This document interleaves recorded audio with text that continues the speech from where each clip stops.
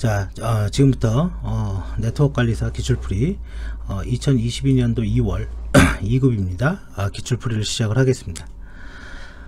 첫 번째 과목에 TCP/IP인데요. DNS에서 사용될 TTL에 대한 설명으로 이제 올바른 것은 보통 이제는 TTL이라고 하면 네트워크 관리사에서 두 개가 나오죠. 하나가 이제 DNS 주제에 나오고 하나는 IP 프로토콜의 내용으로 같이 나옵니다. 그래서 IP 프로토콜의 내용은 이제 통과할 수 있는 라우터의 수를 의미하고, 여기에서 말하는 이제 TTL은 그 DNS 서버 캐시로부터 나오기 전까지 현재 남은 시간, 그러니까 남은 시간을 얘기하는 거야. 남은 시간을 얘기하는 건데, 이게 무슨 말이냐면 DNS는 클라이언트 요청이 들어오면 서버의 지리를 날리는데 반복 요청을 통해서 빠르게 응답하기 위해서 캐시 정보를 활용한다. 자, 이게 무슨 말이냐면요, 예를 들어서 이렇게 보면 돼요. 그게 뭐냐면, 제가 어떤 특정 사이트의 URL을 여기에 이렇게 입력을 합니다. 그러면 여기 이거는 이제 우리 취업반 사이트인데요. 정보보안 취업반 사이트의 도메인명을 이렇게 입력을 해요. 그러면 이거는 사람이 알아들을 수 있는 URL인 거지, 이게 IP 주소가 이제 아니거든요. 그러면 이 정보를요, 실질적으로 IP 주소로 바꿔주는 게 이제 DNS인 거죠. 자, 그래서 우리가 여기 명령 프롬프트에서 이렇게 CMD 이렇게 치면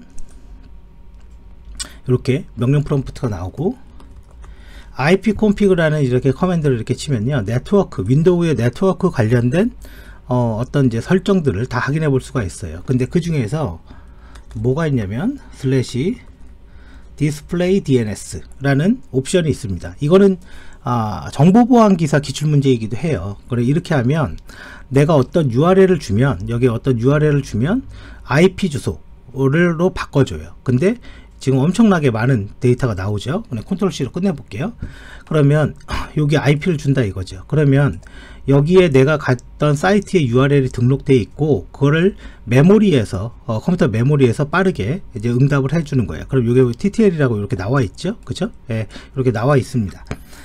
자, 그래서 기본적으로 요 DNS 캐시에서 찾아서 IP 주소를 주고, 만약에 여기에 이제 그런 게 없어, 그럴 수가 있잖아요. 여기에 등록이 안 돼요. 그러면 DNS 서버로 가는데, 예를 들어서 그게 이제 ls 룩업입니다.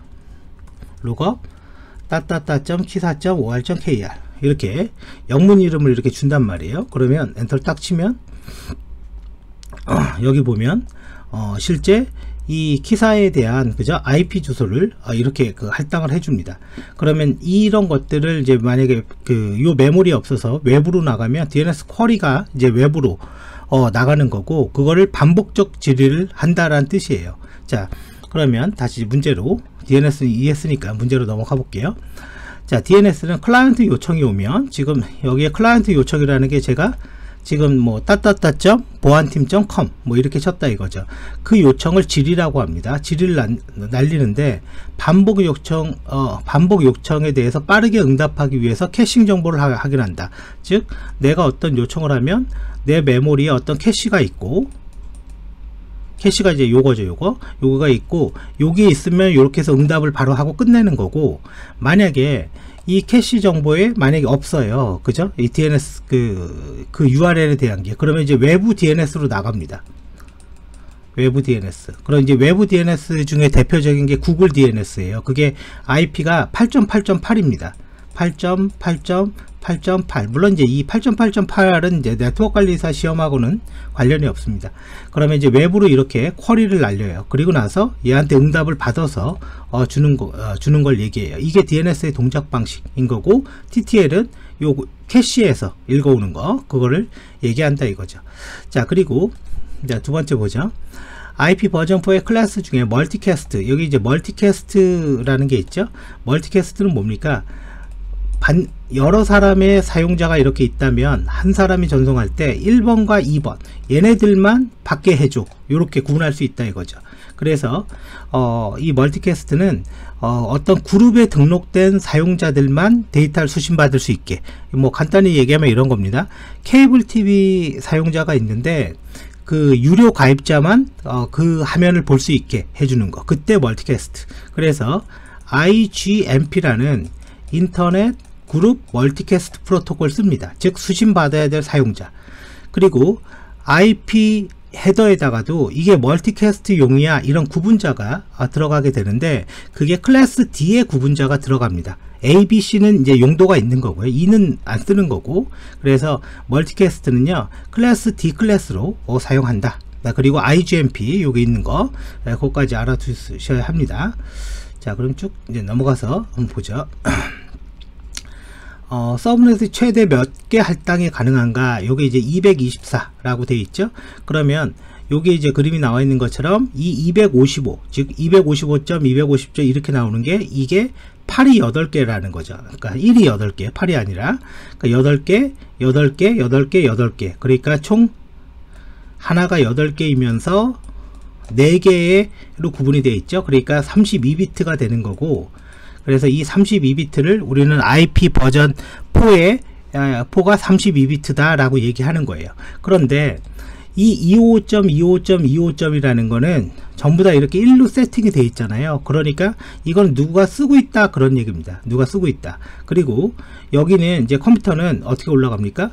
배수로 올라갑니다. 이제 배수로 올라가니까 예를 들어서 이제 끝자리로 봐볼게요. 제일 끝에 1, 2, 4, 8, 그냥 위에다 쓰자. 16, 32, 64, 128 이렇게 배수로 올라가는 거예요. 이 컴퓨터의 비트는.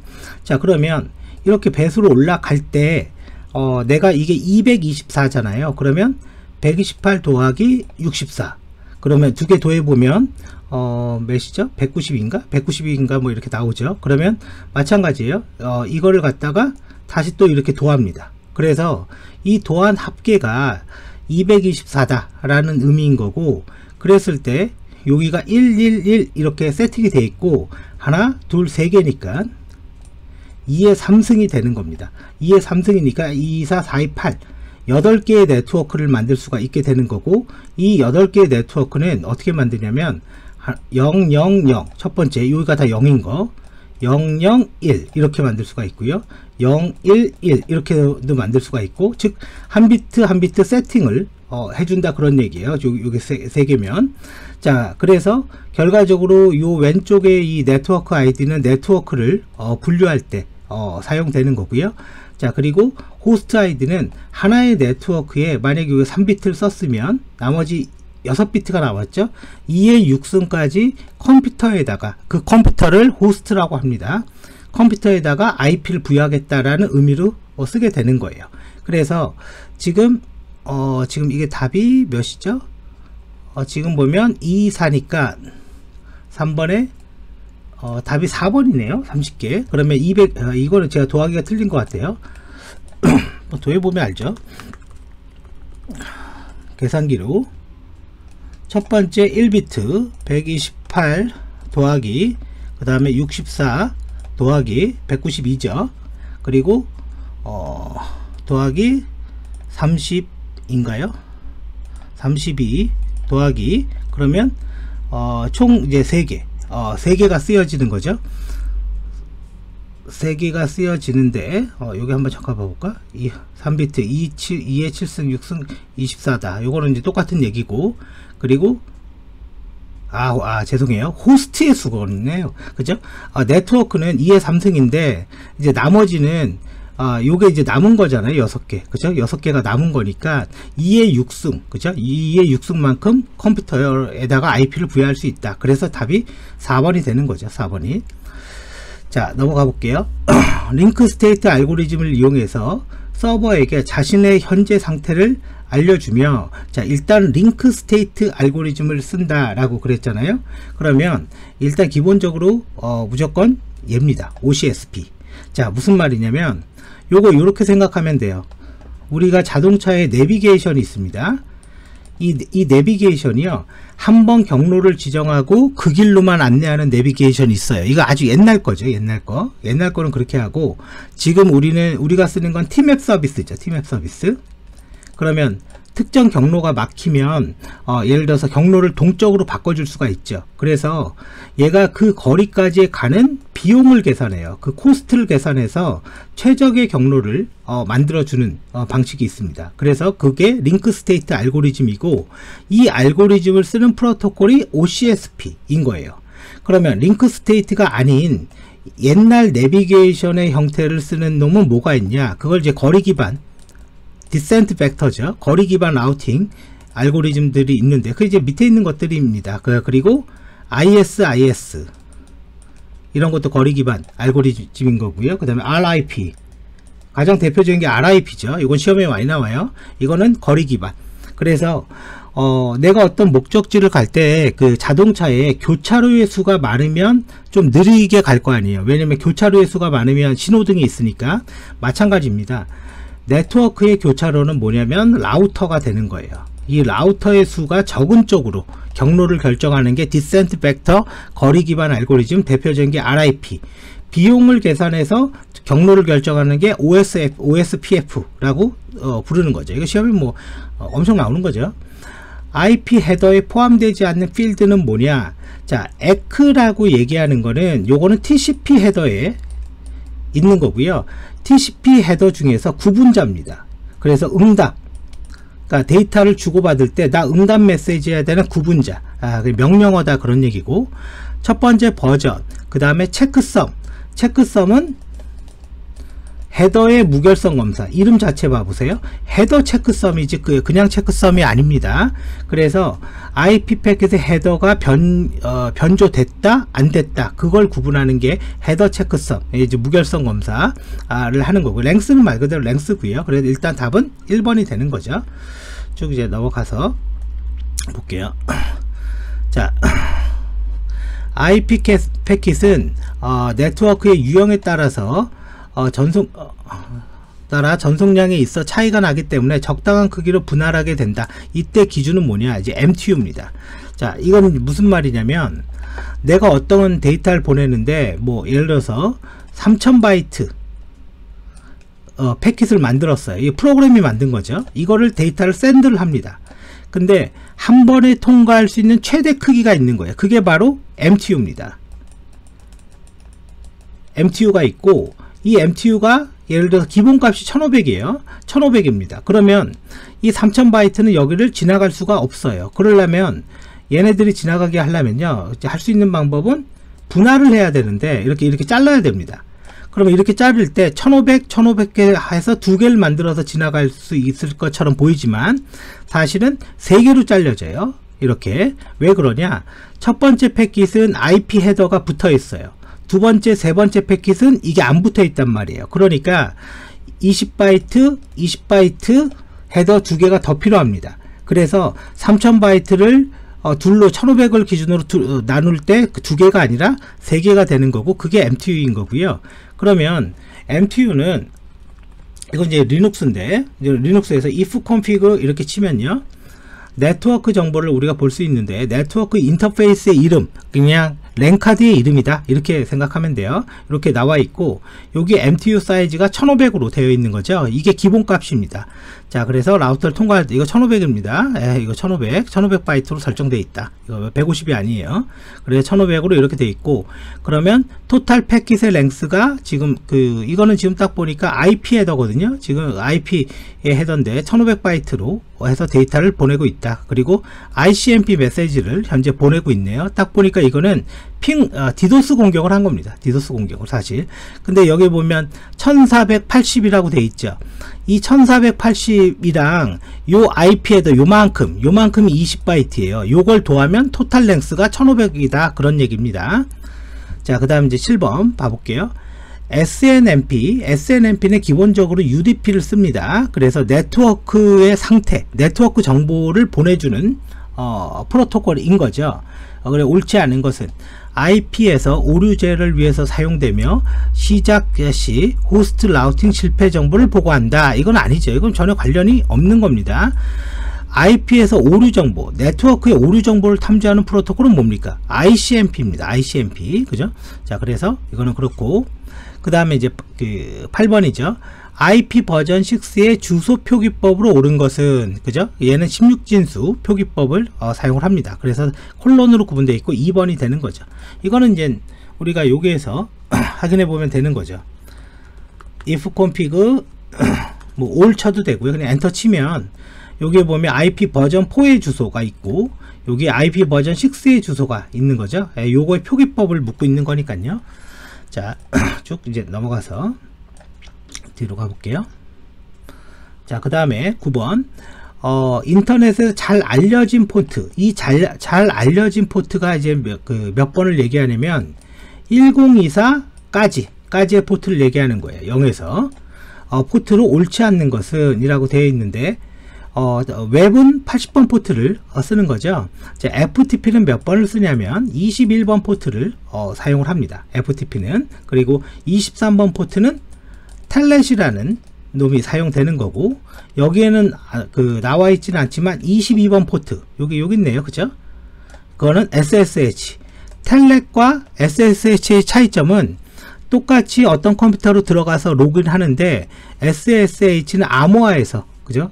데이터를 전송하는 거고, 텔넷은 암호화하지 않는 거고, SMP는 메일입니다. 그죠? 메일 전송하는 거. 그리고 팝3도 110이에요. 자, 요거는 이제 간단하게 제가 설명을 드리면 이렇게 보시면 됩니다. 내가 여기는 뭐냐면 네이버의 웹브라우저예요. 그래서 내 메일함에 들어갔어요. 그러면 내가 여기서 메일 쓰기를 합니다. 그러면 이걸 누구한테 보내요? 네이버에다가 보내요. 그러면 그 이름이 뭐냐면 mail.naver.com입니다. 그러니까 여러분들 네이버 URL 잘 봐보세요. mail.naver.com이라는 게 있어요.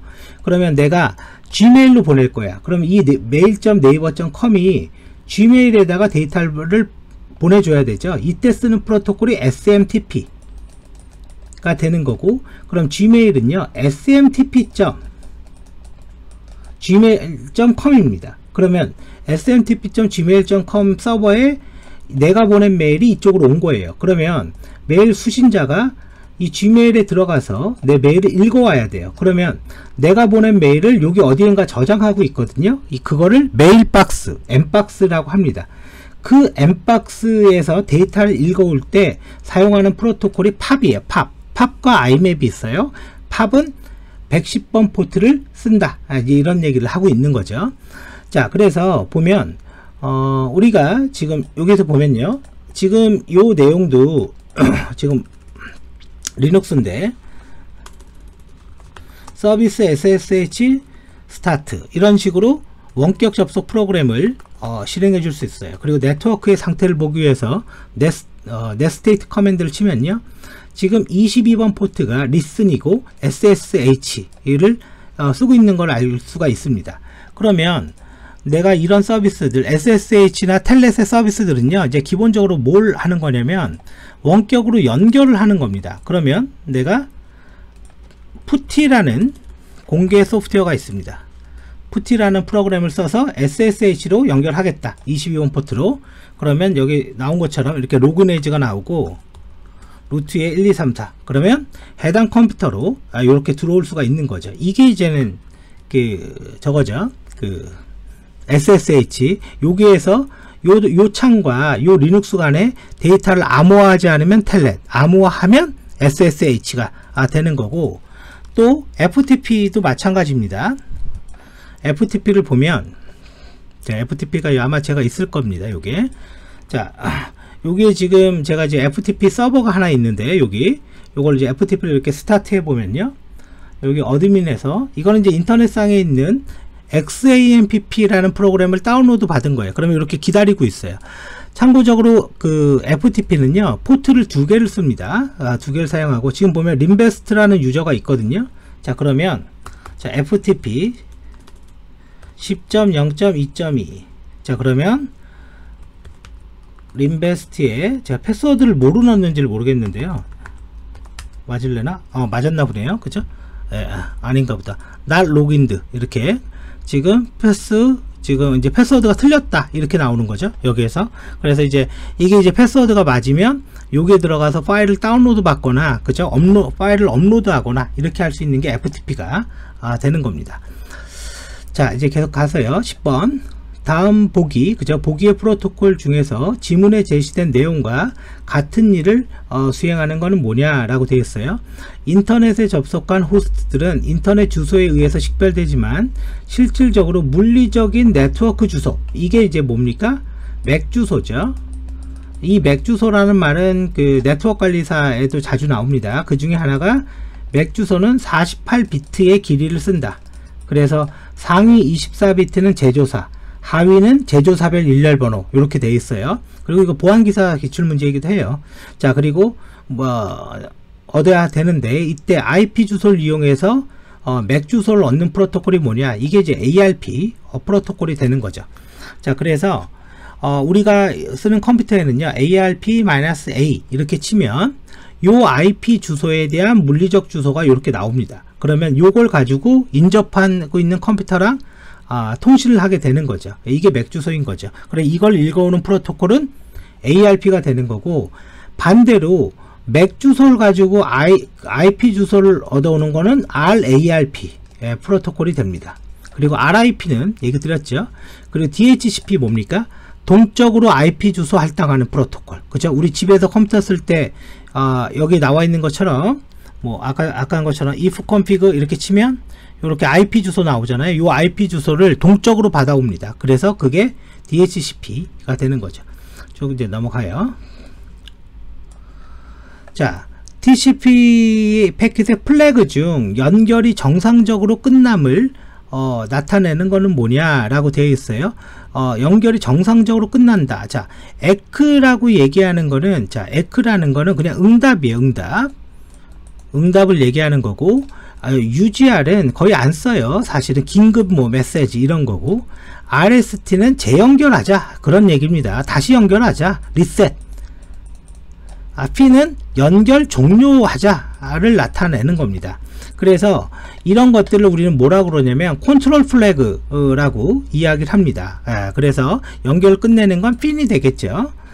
자, ICMP의 타입 번호에 대한 설명으로 옳은 것은 이렇게 되어 있는데, 자, 옳지 않은 것은 0번 에코 리퀘스트다. 이제 이게 뭐냐면 우리가 이제 핑을 때리는 거거든요. 핑 ki사.or.kr 이런 식으로. 자, 그러면 이제 얘가 어떻게 되냐면 현재 지금 제 컴퓨터가 요 IP로 그죠? 핑을 때린 거예요. 그래서 한번 데이터를 주고 받았는데 32바이트의 데이터를 주고 받았는데 시간이 이렇게 걸렸다. 이런 얘기고, TTL 52는 통과한 라우터의 수를 얘기하는 겁니다. 아까 DNS랑 달라요. 그러면 이거를 핑을 요청하고 응답받는 거. 그래서 이걸 영어로 뭐라 그러냐면 ICMP echo request, 응답받는 거 ICMP echo reply라고 합니다. 그때 request가 8번이에요. 8번. 0번은 reply입니다. reply. 응답이에요. 응답. 이게 이제는 사람들이 잘 헷갈리니까 이런 문제를 가끔 냅니다. 이것도 여기 나오는 건요, 네트워크 관리사는 기출풀이 잘 보면 됩니다. 그리고 이건 보안기사에서도 기출문제예요. 자, SSH 프로토콜 아까 봤죠? 22번 포트를 사용한다. 그죠? 올바른 거. 올바른 게 딱 그냥 이겁니다. 그리고 응용계층 프로토콜입니다. 그리고 HTTPS 서비스로 전환한다. 이건 뭐죠? SSL이죠. SSL. 이건 틀린 말이죠. 그래서 22번 포트 사용한다. 자, 뒤로 가보죠. 자, DNS 서비스의 레코드는 형태를 나타내는 거예요. 무슨 말이냐면 내가 예를 들어서 레코드라는 말을 이제 가끔 이제 잘 모를 때가 있는데, NS 룩업이라고 아까 봤죠? ki사.or.kr 이렇게 요청을 한단 말이에요. 그러면 지금 여기 나와 있는 것 중에 뒤쪽에 53이라고 이렇게 써 있죠. 이게 DNS 서버의 IP고 53은 포트 번호입니다. 이게 DNS 서버라는 거예요. 그러면 이 URL을 주니까 IP를 준 거잖아요. 이 IP의 형태가 어떻게 되어 있습니까? IP 버전 4의 형태로 응답을 준 거죠. 그러면 내가 요청을 할 때 IP 버전 4의 형태를 줘라고 지정을 해줘야 돼요. 그게 바로 레코드입니다. 레코드라는 말이. 그래서 A라는 입력값을 주면 IP 버전 4의 형태를 주고, A 4개를 주면 IP 버전 6로 응답을 해준다. 그런 뜻이에요. 마치 명령어 같은 의미인 거죠. 그러면 이 레코드의 형태를 우리가 볼 수가 있는데 NS 룩업은 안되고 dig라는 프로그램이 있어요. 엔터 쳐보면 dig라고 쳤죠. 지금 dig라고 쳤습니다. 얘 가만히 보면 자 일단 쭉 보면요, 일단은 퀘션 섹션이 있어요. 내가 이 URL에 대해서, 즉 키사의 URL에 대해서 여기 in이 잘린 거죠. input A를 줬어. A가 뭐라고 그랬죠? IP 버전 6. 그래서 answer, 응답이 왔단 말이에요. 응답이 in의 A니까 IP 버전 4의 형태로 응답을 준 거죠. 이게 4의 의미니까. 그래서 이런 걸 레코드라고 합니다. 그러면 이 레코드에서 지금 뭘 얘기하는 거냐면, DNS 서비스 구성 시 모든 영역의 첫 번째 레코드의 의미를 하며 도메인의 이름과 필드 값을 포함하고 있고, 시리얼 값의 영역에 따라서 갱신 여부, 그 도메인의 갱신 여부, 그러니까 naver.com에 이거 최신 뭐 예를 들어서 그 누구 거야, 그죠? 그리고 만료 기간이 이 영문 이름 언제까지야? 그게 바로 SOA입니다. 그래서 SOA 레코드. 그럼 입력 값에다가 SOA 주면 되고, MX는 메일 서버의 주소를 달라는 뜻이고요. PTR은 역방향조회입니다. 역방향. 무슨 말이냐면, 원래는 URL을 주면 DNS는 IP를 주는 거잖아요. 근데 PTR은 IP를 주면 URL을 주는 서비스, 레코드, 명령어를 의미해요. 자, 그 다음 이제 15번 봐보죠. 다음 설명하는 내용의 가장 적절한 기술은 뭐냐? 네트워크 관리사 킴 사원은 망분리를 위해서 방화벽과 백본 스위치 간에 새로운 장비를 도입하고 IP 고갈 문제, 그죠? 핵심은 뭡니까? 지금 IP가 부족하다, 뭐 그런 얘기잖아요. 고갈 문제를 해결하고 보안적인 목적을 사용하고자 한다. 이건 나트입니다. 나트. 자, 무슨 말이냐면, 지금 여기에서 이렇게 그림을 보면 돼요. 지금 제가 네트워크를 만들 건데, 여기 앞에다가는 예를 들어서 퍼블릭 네트워크 이라고 이름을 붙이고요, 여기 뒤에다가는 프라이빗 네트워크 이라고 이름을 붙이고, 인터넷에서는 여기는 자유롭게 들어오거나 자유롭게 나갈 수는 있어요. 근데 이 프라이빗 네트워크는 여기서 이렇게 직접 들어올 수가 없습니다. 얘를 통해서만 이렇게 들어오게 하고, 요 중간에 방화벽을 이렇게 끼고요, 여기도 방화벽을 이렇게 끼게 만들 수가 있어요. 그래서 이거를 이렇게 만들 수 있는 게 나트 서비스인데, 지금 이 버추얼 박스도 할 수가 있습니다. 버추얼 박스에서 환경 설정을 보면 네트워크가 있어요. 지금 보면 이걸 다 지우고 해볼게요. 일단은 기존에 있던 거, 지금 제가 하나의 서브넷을 만들 수가 있습니다. 그래서 더블 클릭해서, 자, 이번에 만들 거는 퍼블릭 네트워크, 그리고 중간에 IP가 2로 시작됩니다. 그죠? 중간 번호가. 그리고 두 번째, 여기에다가 프라이빗 네트워크라고 하고, 중간 번호를 이렇게 3으로 시작돼요. 그러면 두 개 네트워크가 이렇게 만들어진 겁니다. 그럼 이 상태에서 지금 저는 운영체제가 이렇게 두 개가 있는데, 얘 같은 경우는 이제 설정해서 바꾸지는 않을게요. 제가 네트워크에 나트 네트워크로 이렇게 설정을 해서, 요게 이 컴퓨터를 퍼블릭으로 둘 건지 프라이빗으로 둘 건지 이걸 결정할 수가 있습니다. 그래서 이 IP대로 이 서브넷의 위치를 지정할 수가 있게 되는 거죠. 자, 이런 게 나트 서비스라고 이야기를 하고 있는 거예요. 자, 마찬가지입니다. 뭐 이런 것도 있고요, 또 이런 것도 있어요. 이 나트의 의미는, 여기 보면 저같이 보면 지금 저는 집의 컴퓨터인데 아파치라는 웹서버가 하나 있죠. 이렇게 스타트를 해볼게요. 그러면 이제 웹서버가 80번이 떴습니다. 그리고 MySQL, MyDB도 띄워볼게요.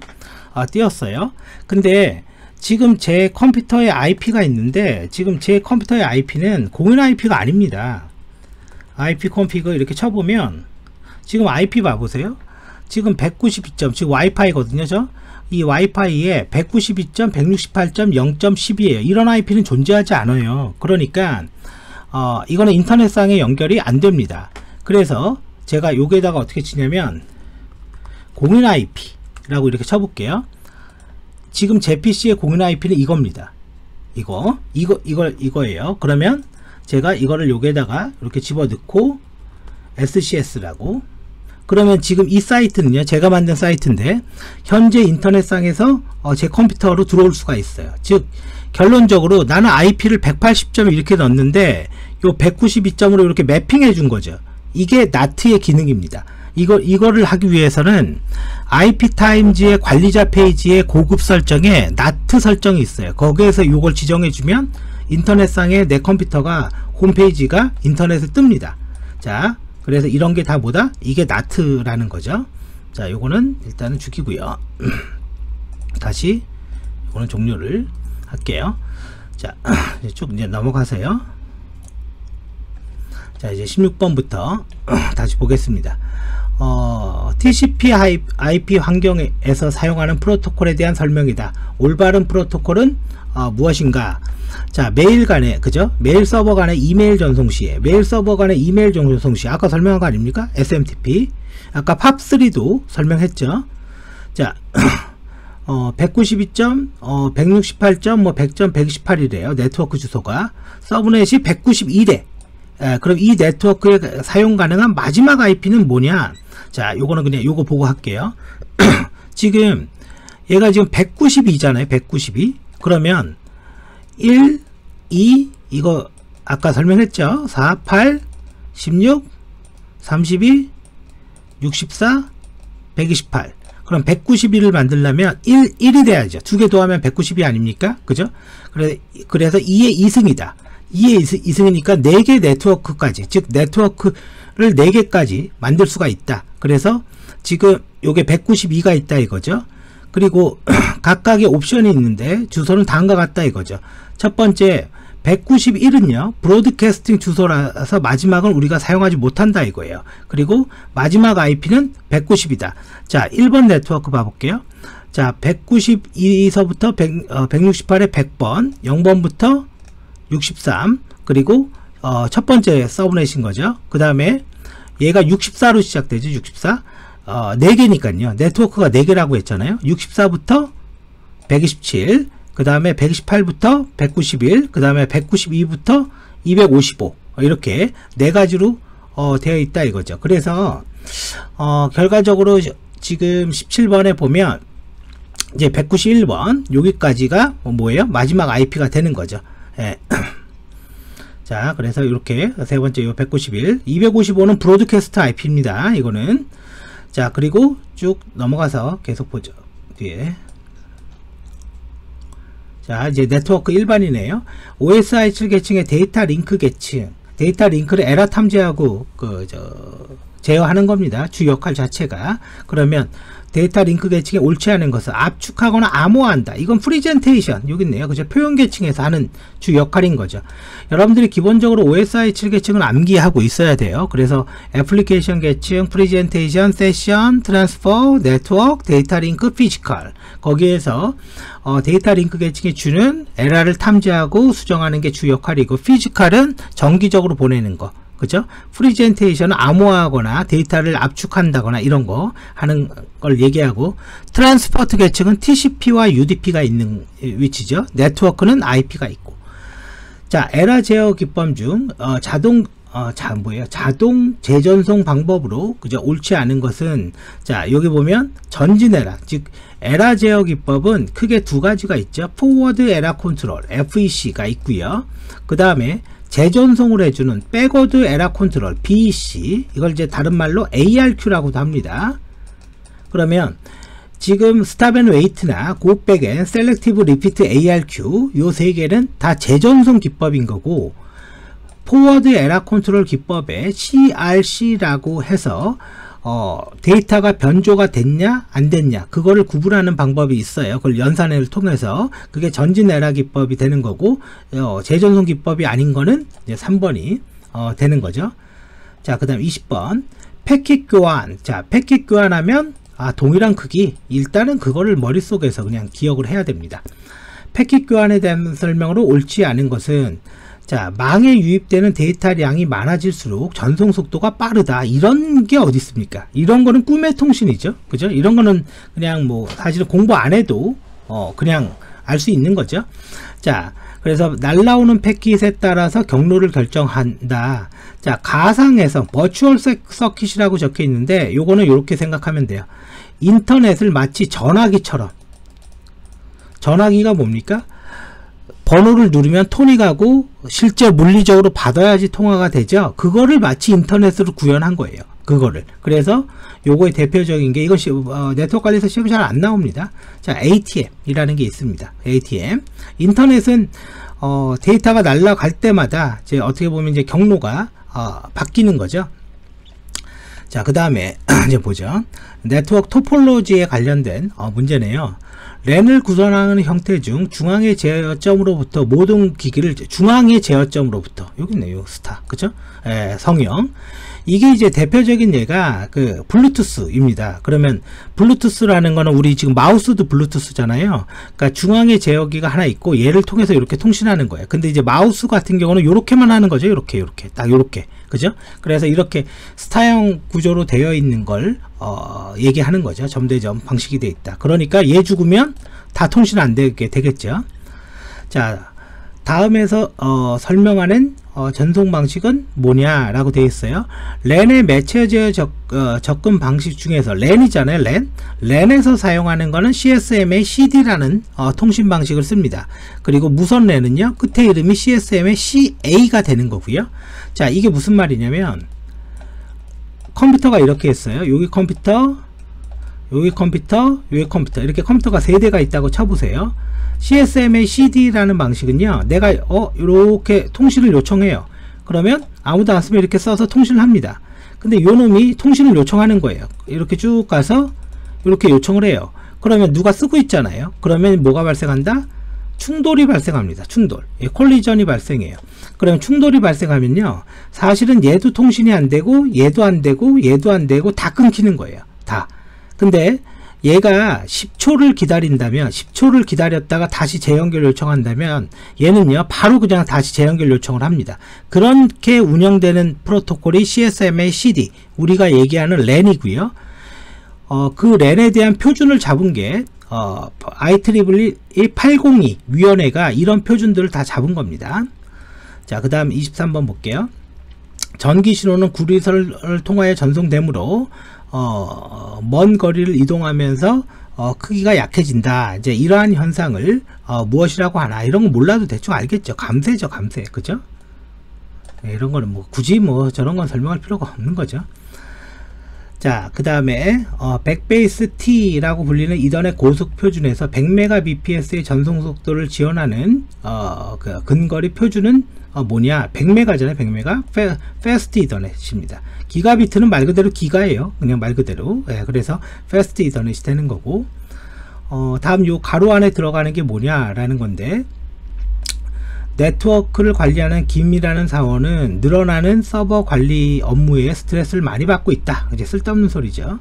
이번에는 서버가 대량으로 추가되어 서버실에 놓을 공간이 모자랄 뿐만 아니라 전기 용량으로부터 뭐 쓸데없는 소리네요. 자, 그래서 킴 사원은 비용도 많이 발생하여 외주의 필요성 등의 여러가지 고민 끝에 무엇을 이용하여 전용 해선과 안정적인 전력을 공급받기로 했다라고 되어 있어요. 그러니까 이건 뭡니까? IDC 센터, 그죠? IDC 센터죠, 뭐, 그죠?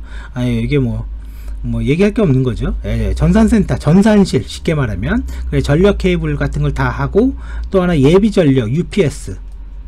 아마 이제 아직 그 카카오톡의 SK IDC 센터가 불이 나서 카톡 서비스가 중단된 적이 있죠. 예, 이제 그런 이유가 UPS에서 불꽃이 튀었대요. 물론 이제 조사에서 최종 결론은 나와 봐야 되겠지만, UPS는 뭡니까? 배터리예요, 배터리. 자, 그래서 일단 여기까지 해서 일단은 끝내고 끊고 하겠습니다.